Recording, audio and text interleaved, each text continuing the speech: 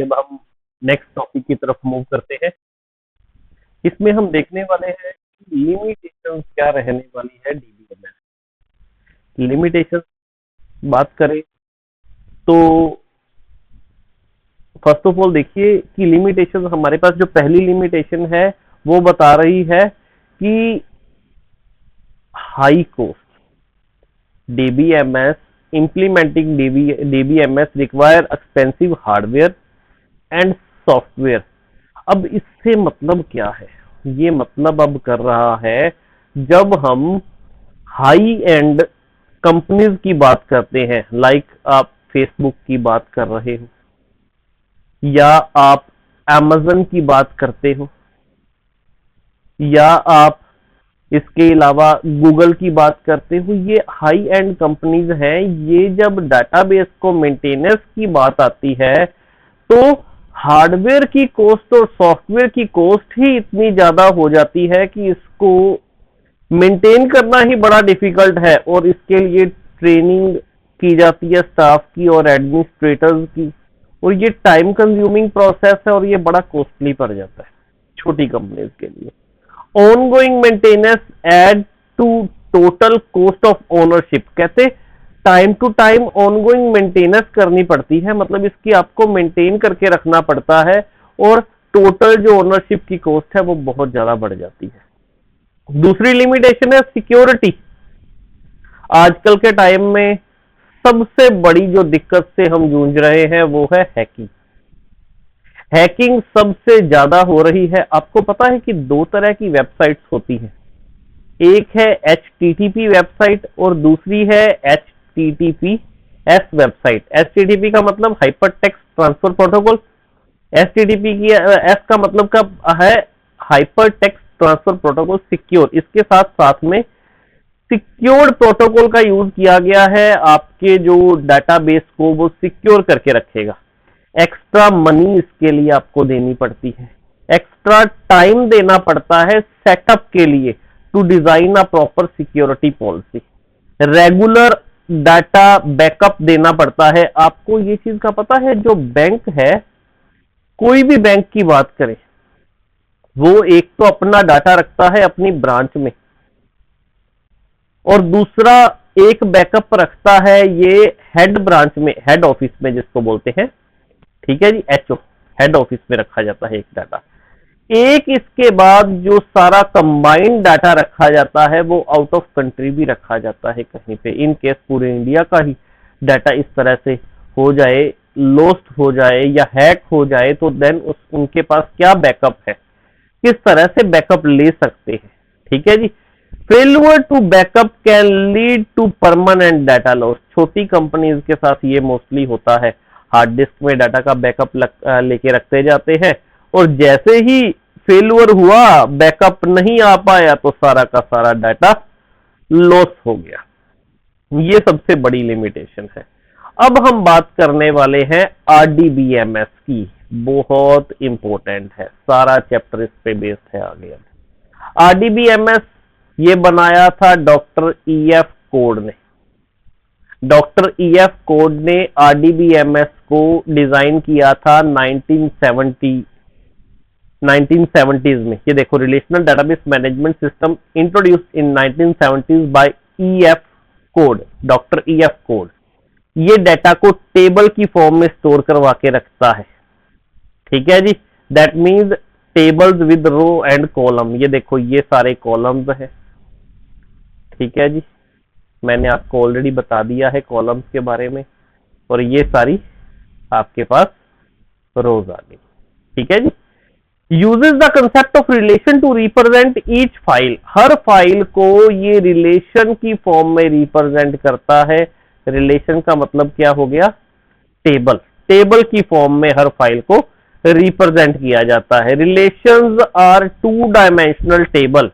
Relation जो है वो टू डायमेंशनल टेबल है। ये देखिए, जहां पे आपको कॉलम्स दिखाई देंगी और रोज दिखाई देंगी, ये टू डायमेंशनल टेबल्स होते हैं। जब आप प्रोग्रामिंग करते हो, टू डायमेंशनल टेबल को अगर आपने टू डायमेंशन को अगर आपने रिप्रेजेंट करना हो तो आप टेबुलर फॉर्म में उसे रिप्रेजेंट करते हो। ठीक है, tables can link together through common columns. Tables, अगर एक टेबल को दूसरे टेबल से आपने लिंक करना है तो आप उसे लिंक करते हो कॉमन कॉलम के साथ। लाइक ये देखो, ये एक अपने पास इंप्लॉय टेबल है, दूसरा अपने पास डिपार्टमेंट टेबल है। इन दोनों टेबल को लिंक किसके साथ किया है? डिपार्टमेंट आईडी के साथ, क्योंकि डिपार्टमेंट आईडी को मैंने प्राइमरी की डिफाइन कर दिया। ये प्राइमरी की कहती है कि all the records must remain unique, that means सारे रिकॉर्ड यूनिक रहेंगे। दूसरा, null value is not allowed, null value आप एंटर नहीं कर सकते, इसमें खाली नहीं छोड़ सकते इसको। ठीक है जी। इसके लिए आरडीबीएमएस को यूज करने के लिए कई सॉफ्टवेयर का यूज किया जाता है, like MySQL, Oracle, my MS SQL server. ठीक है जी। एक बार दोबारा से इसे रिवाइज कर लेते हैं। इंट्रोड्यूस किया आरडीबीएमएस को ईएफ कोड ने 1970s में। डेटा को ये 2D टेबल में रिप्रेजेंट करता है, दैट मीन्स रो और कॉलम में रिप्रेजेंट करता है। अगर मैं बोलूं कोई है 2 बाय 3 का टेबल है, दैट मीन्स उसमें क्या है? 2 रोज है और 3 कॉलम्स है, या 3 कॉलम्स है 2 रोज है। टेबल्स जो लिंक किए गए हैं वो लिंक किए गए हैं with the help of one common key, that one is a primary key. ठीक है जी। चलिए अब देखिए बेटा, नेक्स्ट टॉपिक जो हम करने लगे हैं, नेक्स्ट टॉपिक हमारा है रिलेशनल डेटाबेस की टर्मिनोलॉजीज के बारे में। ठीक है जी। वन बाय वन हर टर्मिनोलॉजी के बारे में देखेंगे। पहले हम बात करते हैं टेबल की। आरडीबीएमएस में टेबल को क्या कहते हैं? रिलेशन। ये देखिए आपके सामने ये पूरा का पूरा एक टेबल है, ये सारा एक टेबल है। ठीक है जी। इस टेबल को हम क्या बोलते हैं?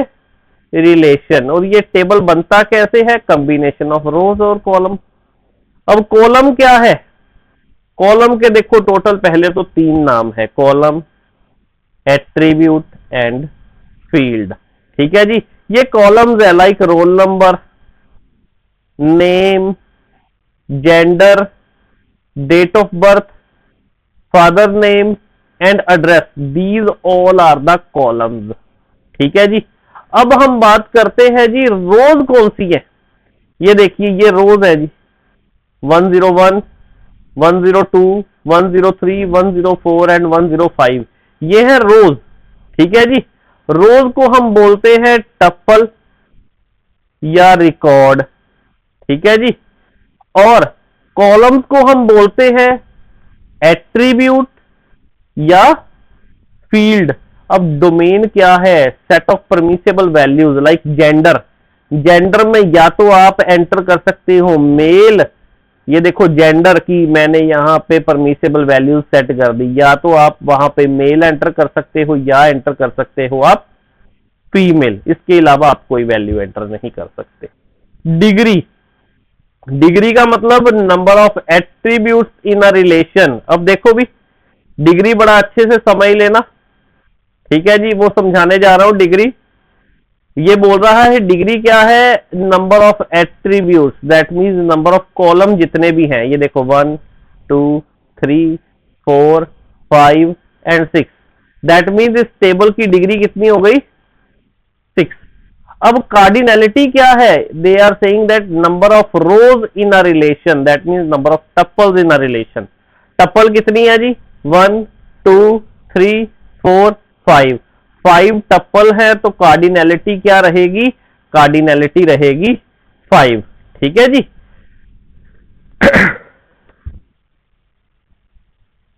अब देखिए जी, आगे बढ़ते हैं हम। आगे बढ़ने से पहले हम देखते हैं रिलेशन स्कीमा के बारे में। रिलेशन स्कीमा क्या है? रिलेशन स्कीमा है structure, listing, attribute, names and data type. अब देखो ये है स्ट्रक्चर इसकी, ये पूरी की पूरी इसकी स्ट्रक्चर रिप्रेजेंट हो रही है। ठीक है जी। अब स्ट्रक्चर में एट्रीब्यूट्स है जी आपके पास, रोल नंबर, ये सारे एट्रीब्यूट्स है जी। इन एट्रीब्यूट्स की data type like roll number के साथ नंबर डाटा टाइप है, और नेम के साथ टेक्स्ट डाटा टाइप है, ठीक है जी, और जेंडर के साथ भी टेक्स्ट डाटा टाइप है या कैरेक्टर डाटा टाइप आप बोल सकते हो, वेयर कैट डाटा टाइप आप यूज कर सकते हो, और डीओबी डेट ऑफ बर्थ के साथ डेट डाटा टाइप है, फादर नेम के साथ टेक्स्ट डाटा टाइप, एड्रेस के साथ भी टेक्स्ट डाटा टाइप। तो ये क्या है, रिलेशन स्कीमा, मतलब स्कीमा रिप्रेजेंट किया जा रहा है। रिलेशन स्टेट क्या रहेगी, actual data stored in relation at a point of time, ठीक है जी, मतलब एक्चुअल डाटा जो स्टोर किया हुआ है रिलेशन में। एक्चुअल डाटा क्या है, ये देखिए ये सारे रिकॉर्ड जो इसमें स्टोर किए हुए, ठीक है जी, ये क्या है, रिलेशन स्टेट को रिप्रेजेंट कर रही है, मतलब नंबर ऑफ रिकॉर्ड जो यहाँ पे एक पॉइंट पे यहाँ पे स्टोर होते हैं। अब देखिए जी, आरडीबीएमएस को ये बड़े इन्होंने एग्जाम्पल के थ्रू समझाया है। ये देखिए, ये अब हम इसमें बात करने वाले हैं क्योंकि ये ना बड़ा ही इंपॉर्टेंट टॉपिक है जी, बड़ा इंपॉर्टेंट टॉपिक है, पेपर में आता ही आता है हर बार। ये डिग्री और कार्डिनैलिटी, बड़े बच्चे कंफ्यूज होते हैं इसमें, ठीक है जी। एक चीज को याद रख लो, जब उन्होंने कार्डिनैलिटी की बात करती हुई कॉलम की बात नहीं कर रहा, ये बात कर रहा है रो की। किसके रिगार्डिंग ये बात कर रहा है, ये बात कर रहा है रो के रिगार्डिंग। जब इन्होंने डिग्री की बात कर दी तो ये बात कर रहा है अब कॉलम के रिगार्डिंग। अब इस टेबल में देखो कितनी इसकी डिग्री है, 1 2 3 4 5, जितने इसके कॉलम्स हैं वो इसकी रहने वाली है डिग्री, वो इसकी क्या रहने वाली है, डिग्री। और कार्डिनैलिटी, जितने कॉलम्स हैं ये देखो इसके जितने इसकी रोज है, ये देखो 1 2 3, रो पूरी होती है ये वाली, ये पूरी रो है, ठीक है जी, ये पूरी की पूरी रो है। टोटल नंबर ऑफ रोज कितनी है, टोटल नंबर ऑफ 3 रोज है, तो इसकी कार्डिनैलिटी क्या रहेगी, इसकी कार्डिनैलिटी रहेगी 3, ठीक है जी। वो कह रहा है each row 1 complete tuple about 1 student, ठीक है, एक बच्चे का जो डाटा है, रिकॉर्ड है, वो सारा एक टपल में स्टोर होता है। एक attribute, each column equal to 1 attribute, हर कॉलम क्या है, एक एट्रीब्यूट या एक फील्ड है। ये पूरा का पूरा कॉलम है बच्चों, ये पूरा का पूरा कॉलम है, ठीक है जी। चलिए जी, moving on to the next topic. अब रिलेशन की प्रॉपर्टीज क्या है, बड़े अच्छे से देखेंगे रिलेशन की प्रॉपर्टीज को, ठीक है जी। जहां पे कंफ्यूजन आए मेरे को आप कमेंट कर सकते हैं जी। रिलेशन की जो पहली प्रॉपर्टी है वो कह रही है अबाउट एट्रीब्यूट, एट्रीब्यूट के बारे में। टोटल इसकी एसेंशियल 3 प्रॉपर्टीज है। Each attribute must have a unique name, हर एट्रीब्यूट का यूनिक नेम रहेगा, like student ID, name, email, course, age, ये डबल टाइम नहीं आ सकता। 2 column cannot have a same name, मतलब ऐसा नहीं है अगर स्टूडेंट आईडी लिया है तो यहां पे भी आप स्टूडेंट आईडी ले लो, वो पॉसिबल नहीं है, ठीक है जी, ये चीज नहीं आप कर सकते। Sequence of attribute is unimportant, student ID चाहे आप फर्स्ट नंबर पे ले लो, चाहे उसे आप थर्ड नंबर पे ले लो, मतलब ही नहीं है उसका कोई, ठीक है जी। वो मतलब जो आप सीक्वेंस आप डिसाइड खुद करोगे, वो ही सीक्वेंस के अकॉर्डिंग आप बाद में डाटा उसको इंसर्ट कर सकते हो, अपडेट कर सकते हो या उसमें मॉडिफिकेशन कर सकते हो। अबाउट टपल, अब टपल के बारे में हम बात करने वाले हैं। Each row tuple must be distinct, हर रो, हर टपल, हर बच्चे की जो रो है वो यूनिक होगी, ऐसा नहीं है। ये देखो यहाँ पे 2 बच्चों की जो रो है वो सेम ले लिया, ये देखो बच्चे का नाम भी सेम ले लिया, बच्चे की ईमेल, यहाँ पे ईमेल आईडी भी सेम ले ली, बच्चे का सब्जेक्ट भी सेम ले लिया। ये चीज नहीं कर सकते, हम नहीं कर सकते ये चीज, ठीक है जी। The sequence of tuple row is unimportant, sequence important नहीं है इसमें। Row represent complete record, row एक बच्चे का पूरा रिकॉर्ड रिप्रेजेंट करवाएगी। कैसे, देखो बड़ा अच्छे से देखना। जो बच्चा है 101 जिसकी आईडी है, उसका नेम है आयशा, उसकी ईमेल आईडी है aisha@mail.com और उसका कोर्स है मैथ, ठीक है जी। एक बच्चे का पूरा रिकॉर्ड रिप्रेजेंट हो गया। अब हम बात करते हैं अबाउट स्टेट एंड वैल्यू, ठीक है जी। All data value in column must be from the same domain as same data type. मान लो एज है, एज में आप सारा का सारा डाटा जो है वो सिर्फ और सिर्फ नंबर टाइप का ही ले सकते हो। ठीक है जी। अगर मैं बात कर रहा हूं नेम की, नेम में आप डाटा टाइप यूज कर सकते हो कैर या वेर कैर डाटा टाइप का ही डाटा आप एंटर करवा सकते हो। Each value must be atomic, individual होनी चाहिए, can not be broken into, can not be broken further. ऐसा नहीं है आयशा के साथ कुछ और लगा दो, ठीक है जी, तो ऐसा ऐसा नहीं होना चाहिए। ठीक है जी, मैथ के साथ कोमा लगा के साइंस लगा दो, ऐसा नहीं। एक कोर्स का मतलब एक ही कोर्स यहां पे आप रिप्रेजेंट कर सकते हो। ठीक है जी। अब हम मेन जो डिफरेंस की बात करते हैं। आपने डीबीएमएस के बारे में जाना, डीबीएमएस के बारे में आपने अच्छे से समझा, फिर आपको मैंने आरडीबीएमएस के बारे में बताया। पहले आपके पास था file system, traditional file system था। ट्रेडिशनल फाइल सिस्टम के बारे बाद में आपने डीबीएमएस के बारे में जाना। डीबीएमएस था तो फिर आरडीबीएमएस क्यों आया एग्जिस्टर में? पहला कारण, डीबीएमएस हैंडल करता है सिंगल यूजर को at a time, but RDBMS can handle multiple users at a time. देखो, store data in the form of files, DBMS में डाटा स्टोर होता है फाइल्स की फॉर्म में। ये स्मॉल अमाउंट ऑफ डाटा के लिए डीबीएमएस को यूज किया गया है, बट रिलेशनल डाटाबेस में जो डाटा स्टोर होता है वो टेबल्स की फॉर्म में स्टोर होता है, रिलेशन की फॉर्म में स्टोर होता है। ये लार्ज अमाउंट ऑफ डाटा के लिए आरडीबीएमएस का यूज किया गया है। Support only single user, DBMS single user को सपोर्ट करती है। Support multiple user simultaneously, RDBMS multiple users को सपोर्ट करती है। डाटा रिडंडेंसी इज कॉमन, यहां पे डाटा की डुप्लीकेसी आना बड़ा कॉमन है।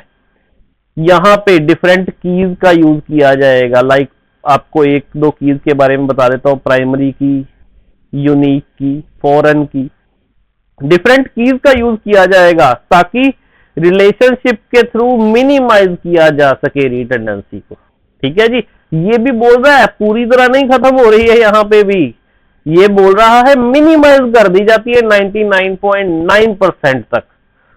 और does not support client server architecture, client server architecture को ये सपोर्ट ही नहीं करता डीबीएमएस, जबकि आरडीबीएमएस क्लाइंट सर्वर आर्किटेक्चर को सपोर्ट करता है। इसमें फाइल सिस्टम या एक्सएमएल, ये डिफरेंट टाइप ऑफ एग्जांपल्स हैं जो डीबीएमएस में डिफरेंट फाइल सिस्टम्स का यूज किया जाता है। लेकिन आरडीबीएमएस में MySQL, Oracle, MS SQL server, इन सभी का यूज किया जाता है। चलिए जी, moving on to the next topic, constraints in RDBMS. Constraints से मतलब क्या है? रूल्स। कुछ रूल्स हैं जो आरडीबीएमएस में दिए गए हैं। पहला है डोमेन कॉन्स्ट्रेंट। डोमेन कॉन्स्ट्रेंट बोलता है कि restrictions enforced to data column to ensure accuracy and reliability. Every column must have atomic value only. अगर बोल दिया ना कि जो रोल नंबर है वो 3 डिजिट्स का होगा, मैंने एक डोमेन कॉन्स्ट्रेंट लगा दिया, ये जो रोल नंबर है वो 3 डिजिट्स का होगा। अगर 4 डिजिट्स का या 5 डिजिट्स का करते हो वो अलाउड नहीं है। ठीक है जी। Composite and multi valued attribute are not allowed, मतलब इसमें आप मल्टीपल वैल्यूज एंटर नहीं कर सकते। ऐसा नहीं है कोमा लगा के आप लिख दो 102, कोमा लगा के 103, एक ही सेल में लिखते जाओ, वो चीजें अलाउ नहीं है। ठीक है जी। नेक्स्ट, की constraints. A key is a column और set of column that uniquely identify row. अब देखो, की एस्टैब्लिश रिलेशनशिप बिटवीन टेबल। अब ये देखो, मैंने आपको एक चीज पहले बताई थी, एक कॉमन की का यूज किया जाता है दो टेबल के बीच में रिलेशनशिप बनाने के लिए, और उसको दी जाती है प्राइमरी की, स्पेसिफाई किया जाता है। ठीक है, वो होगी पेरेंट टेबल की प्राइमरी की, और फॉरेन टेबल जो चाइल्ड टेबल है उसकी होगी वो फॉरेन की। अब देखो ये रोल नंबर है, रोल नंबर दोनों टेबल्स के बीच में रिलेशनशिप रिप्रेजेंट कर रहा है। बहुत सारी कीज है लाइक सुपर की, कैंडिडेट की, प्राइमरी की, अल्टरनेट की, फॉरेन की। इन कीज के बारे में आगे डिटेल में करेंगे। Used for unique identification and linking table, main इसका मतलब क्या है वो समझना जरूरी है। कहते यूनिक आइडेंटिफिकेशन के लिए किया जाता है। ऐसा नहीं है कि अगर रोल नंबर को आपने प्राइमरी की बना दिया तो आप 1 2 3 4 रोल नंबर लिख रहे हो तो फिर से आप दोबारा से 3 रोल नंबर लिख दोगे, वो चीज अलाउ नहीं है। ठीक है जी, यूनिक आइडेंटिफिकेशन के लिए की जाता है, ये वाले की कॉन्स्ट्रेंट्स लगाए जाते हैं। Null value constraint, ensure column can not have null value. Null value constraint बोलता है कि कॉलम खाली नहीं रह सकता, उसमें डाटा एंटर करना पड़ेगा। Null means missing, unknown, not applicable, applied using not null constraint. और आप कौन सा कॉन्स्ट्रेंट लगाते हो तब? Not null. जिस टेबल को लाइक मैंने नेम के साथ मान लो नॉट नल कॉन्स्ट्रेंट का यूज कर दिया, that means you are not allowed to put any null value in name column. मतलब आप नल वैल्यू एंटर अब नहीं कर सकते नेम कॉलम में, खाली नहीं छोड़ सकते इसको। ठीक है जी, आई थिंक क्लियर हो गया होगा यहां तक अब तो आपको। अब देखो जी कुछ और कॉन्स्ट्रेंट्स है जी। एंटिटी इंटेग्रिटी कॉन्स्ट्रेंट, ठीक है जी, फोर्थ कॉन्स्ट्रेंट करवा रहा हूं, entity integrity constraint. Ensure that primary key can not be null. Primary key uniquely identify each record, if primary key is null identification become impossible. अब देखो entity integrity constraint क्या कहता है? एंटिटी इंटेग्रिटी कॉन्स्ट्रेंट ये कहता है कि primary की का आप अगर यूज कर रहे हो, प्राइमरी की बोलती है कि आप नल वैल्यू एंटर नहीं कर सकते। प्राइमरी की पता क्या बोलती है? प्राइमरी की मिलके बनती है यूनिक की प्लस नोट नल की, इन दोनों से मिलके बनती है। ठीक है जी, एंटी इंटेग्रिटी कॉन्स्ट्रेंट क्या कहता है? आप मिस नहीं कर सकते रोल नंबर, रोल नंबर को आप खाली नहीं छोड़ सकते अगर आप प्राइमरी की कॉन्स्ट्रेंट का यूज कर रहे हो। रिफरेंशियल इंटेग्रिटी कॉन्स्ट्रेंट क्या कहता है? ये कहता है a set of constraints applied to foreign keys. अब देखो ये एक पेरेंट टेबल है, पेरेंट टेबल में मैंने एक प्राइमरी की ले ली और प्राइमरी की जो है वो उसका नाम है डिपार्टमेंट आईडी। ये एक चाइल्ड टेबल है और चाइल्ड टेबल में मैंने अगेन मैंने क्या किया, एक तो प्राइमरी की ली है उस चाइल्ड टेबल की प्राइमरी की, लेकिन जो दूसरे टेबल की ये प्राइमरी की थी, बड़े अच्छे से देखना, इस टेबल की जो प्राइमरी की थी ना, जो चाइल्ड टेबल में वो जाके बन गई फॉरेन की। अब ये क्या करेगा, जब हम इसमें डाटा एंटर करने लगेंगे ये मैच करेगा डाटा को। मान लो डिपार्टमेंट नंबर 10 एग्जिस्ट कर रहा है, इसने एंटर करने दिया डाटा। डिपार्टमेंट नंबर 20 एग्जिस्ट कर रहा है, इसने डाटा एंटर करने दिया। डिपार्टमेंट नंबर 99 एग्जिस्ट नहीं कर रहा, पेरेंट टेबल में एग्जिस्ट नहीं कर रहा, तो इसने डाटा एंटर नहीं करने दिया। Can not add employee without valid department ID, मतलब मैंने डिपार्टमेंट आईडी मेंशन कर दी। अब मैं ये भी वैलिडेट करना चाहता हूं जो डिपार्टमेंट आईडी है वही डिपार्टमेंट आईडी के अकॉर्डिंग मैं क्या करूं, एम्प्लॉय टेबल में डाटा एंटर करूं। एम्प्लॉय टेबल को क्या करूं, मैं उसके डिपार्टमेंट में ही एंटर करूं। अब देखो 99 तो कोई गलती से हमसे एंटर हो गया, 99 एग्जिस्ट कर नहीं रहा, तो इसने क्या किया, एरर शो कर दिया, मैसेज शो कर दिया कि यहां पे अब आप क्या कर सकते हो, आप एंटर नहीं कर सकते रिकॉर्ड, क्योंकि पेरेंट टेबल में 99 नाम का कोई ऐसा डिपार्टमेंट एग्जिस्ट नहीं कर रहा। ठीक है जी, इसने यही लिखा हुआ है, prevent entering the row in child table for which there is no correspondence row in parent table. Correspondence row अगर एग्जिस्ट नहीं करती, 99 अगर डिपार्टमेंट एग्जिस्ट नहीं करता पेरेंट टेबल में, आप डाटा एंटर नहीं कर सकते। Prevent incorrect and incomplete relationship between tables, prevent करता है। मान लो मैंने रिलेशनशिप ना किया होता तो किसी इंप्लॉय को 99 डिपार्टमेंट में एंटर कर देते तो वो तो इनकरेक्ट हो गया डाटा। तो ये ऐसा इनकम्प्लीट या इनकरेक्ट डाटा आप एंटर नहीं कर सकते। ठीक है जी, आई होप बड़ा अच्छे से आपको एंटिटी इंटीग्रिटी कॉन्स्ट्रेंट और रेफरेंशियल इंटीग्रिटी कॉन्स्ट्रेंट के बारे में क्लियर हो गया होगा।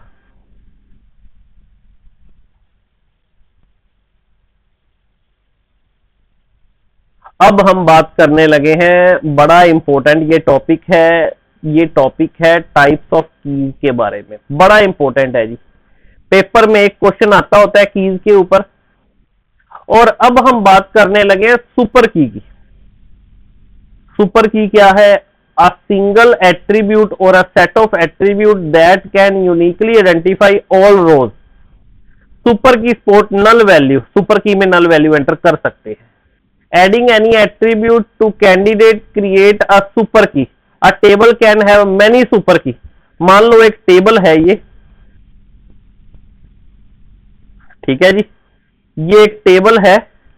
इस टेबल में मैंने क्या किया, मैंने एम्प्लॉय आईडी, ठीक है जी, एम्प्लॉय आधार और एम्प्लॉय नेम, ठीक है जी, एम्प्लॉय डिपार्टमेंट। मैंने ये क्या किया, मैंने ये एक टेबल बना दिया। वो कहता सुपर की बनेगी कैसे? कहते सुपर की सिंगल कॉलम से भी बन सकती है, लाइक सिंगल कॉलम से बनाई है। बेसिकली उसको यूनिकली आइडेंटिफाई करना है पूरी के पूरे रिकॉर्ड को, ठीक है। वो सिंगल भी हो सकती है, वो दो कॉलम्स को मिला के भी हो सकती है, लाइक एम्प्लॉय आईडी और नेम को मिला दो, ये वाले दोनों को मिला दो, एम्प्लॉय आईडी और एम्प्लॉय नेम को मिला दो, इन दोनों को मिला के भी बनाई जा सकती है, ठीक है जी। कौन कौन से? एम्प्लॉय आईडी और एम्प्लॉय नेम को मिला दिया, तो ये भी एक सुपर की बन गई। और कौन सी बन सकती है? कहते आधार, एम्प्लॉय आधार नंबर और एम्प्लॉय डिपार्टमेंट नंबर को मिला दो, ये भी यूनिकली आइडेंटिफाई कर लेंगे, ठीक है जी। तो कहते इस तरह से आप सुपर की बना सकते हो। सुपर की किसी तरह से भी जो यूनिकली आइडेंटिफाई कर ले किसी भी रिकॉर्ड को, तो वो सुपर की है। अब कैंडिडेट की क्या है? इसको मास्टर की भी बोल देते हैं, ठीक है जी। कैंडिडेट की कहते कि अ कॉलम और a group of column that identify each record, ठीक है जी। लाइक ये देखो, यहां पे हम दोबारा बनाते हैं यही सेम टेबल, ठीक है जी, बड़े अच्छे से देखना। मैंने यहां पे बना दिया जी एम्प्लॉय आईडी, एम्प्लॉय आधार, ठीक है जी, एम्प्लॉय नेम। नेक्स्ट एक और मैंने यहां पे बना दिया एम्प्लॉय डिपार्टमेंट। अब देखो एम्प्लॉय आईडी, आधार नंबर या फोन नंबर, ये तो क्या है, एक और मान लो यहां पे कॉलम हम बना देते हैं फोन नंबर का भी, ठीक है जी। अब एम्प्लॉय आईडी हो गई, कलर चेंज करते हैं आपको क्लियरली दिखेगा फिर। एम्प्लॉय आईडी होगी, ये भी आप यूनिक एंटर करते हो, ठीक है जी। एम्प्लॉय का आधार नंबर भी आप यूनिक एंटर करते हो, फोन नंबर भी सभी का अपना अपना यूनिक होता है, ठीक है जी।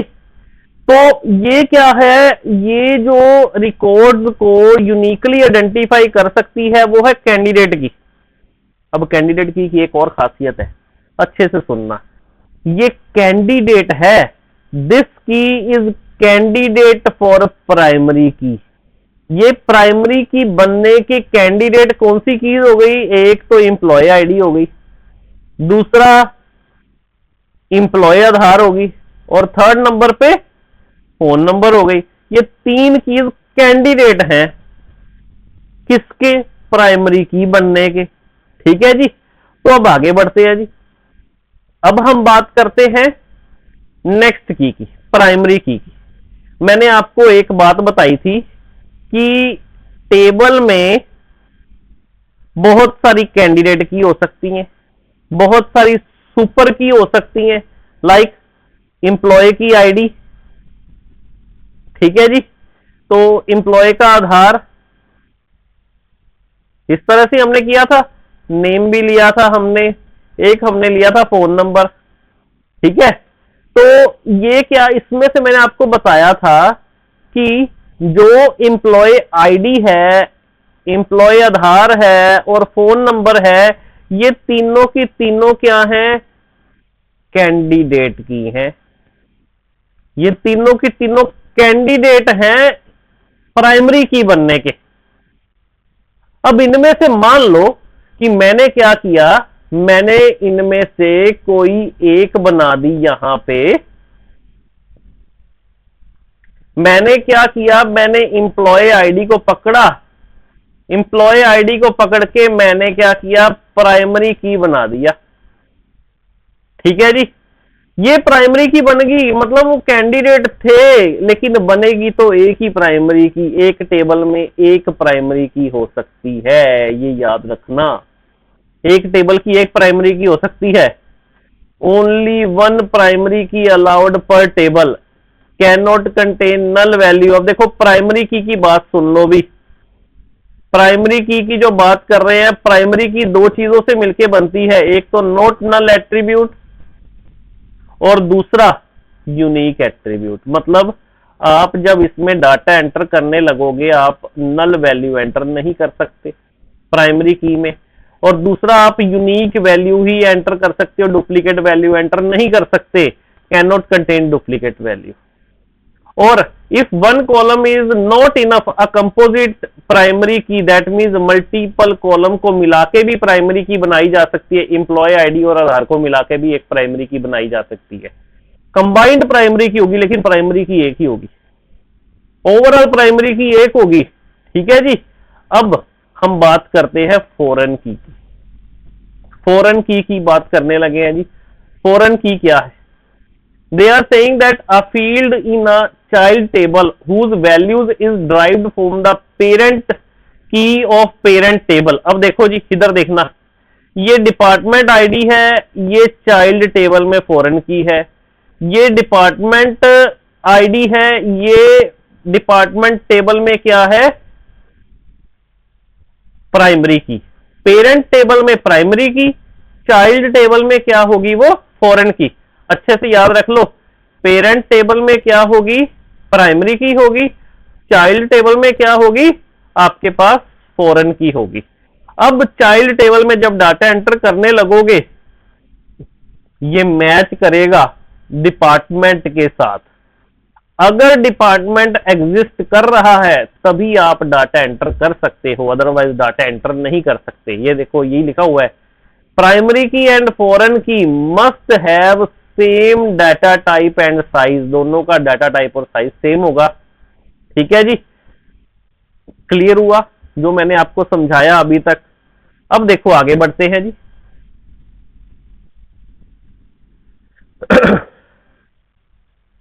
कहते when you run describe command in a table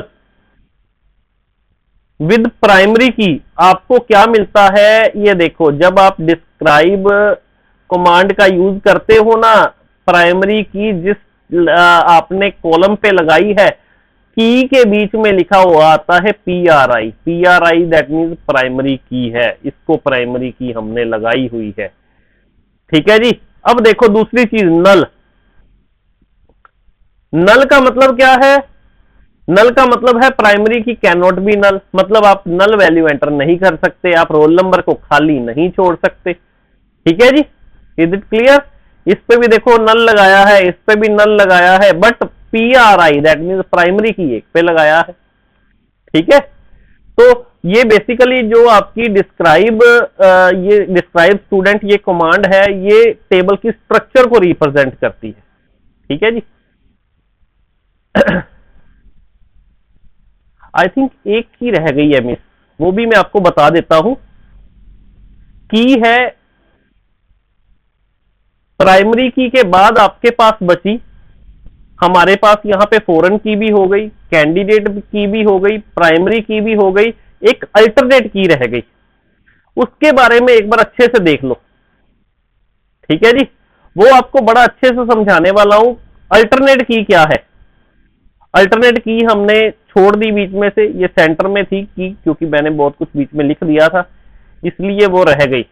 अब कहते कि प्राइमरी की तो बन गई, मैं यहां पे टेबल ना छोटा सा दोबारा बना देता हूं ताकि आपको क्लियरली पता लग जाए। ठीक है, बड़ा अच्छे से देखना। ये देखो, ये इंप्लॉय आईडी,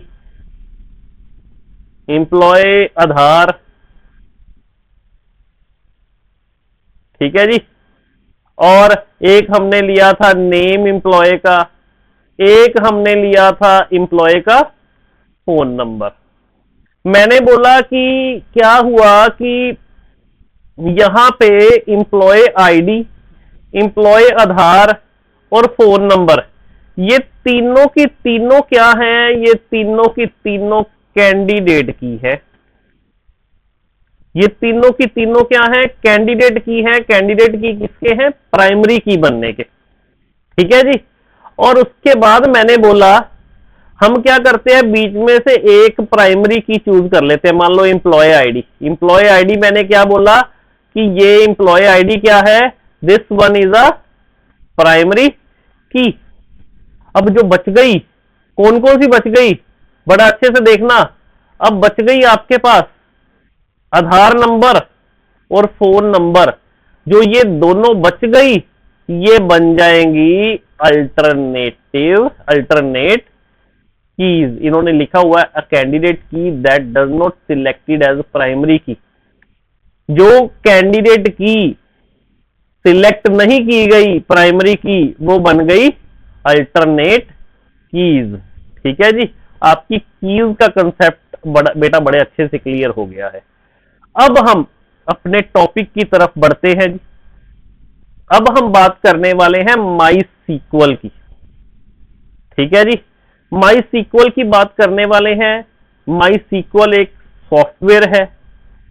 कहते कि ये वाइडली यूज किया जाता है डाटाबेस मैनेजमेंट सिस्टम को साथ डीलिंग के लिए। बेसिकली कहते ये सॉफ्टवेयर फ्री है और ओपन सोर्स सॉफ्टवेयर है, मार्केट में फ्रीली अवेलेबल है। कहते ये डिवेल्प, डिस्ट्रीब्यूट और ये सपोर्ट किया है ओरेकल कॉर्पोरेशन ने इसे, ठीक है जी। इसको प्रोनाउंस किया जाता है माई सीक्वल, ठीक है जी। और इसका जो नेम था वो रखा गया था माइकल की डॉटर पे, जिसका नाम था MY, ठीक है जी। इसे स्वीडन में बनाया गया था। डेविड, एलिन और माइकल इसके फाउंडर हैं माई सीक्वल के, ठीक है जी। ओरेकल कॉर्पोरेशन इसे सपोर्ट करती है और इसका लाइसेंस फ्री है। और जब आप इसे स्टार्ट करते हो, माई सीक्वल कुछ इस तरह से रेडी होके आपके सामने रिप्रेजेंट होती है, ठीक है जी। चलिए आगे बढ़ते हैं जी। माई सीक्वल के कुछ करेक्टरिस्टिक्स हैं। टोटल 8 करेक्टरिस्टिक्स यहां पे मेंशन किए हैं। पहले, trusted by world wide, that means ये फास्ट है, इजी टू यूज है, रिलायबल है।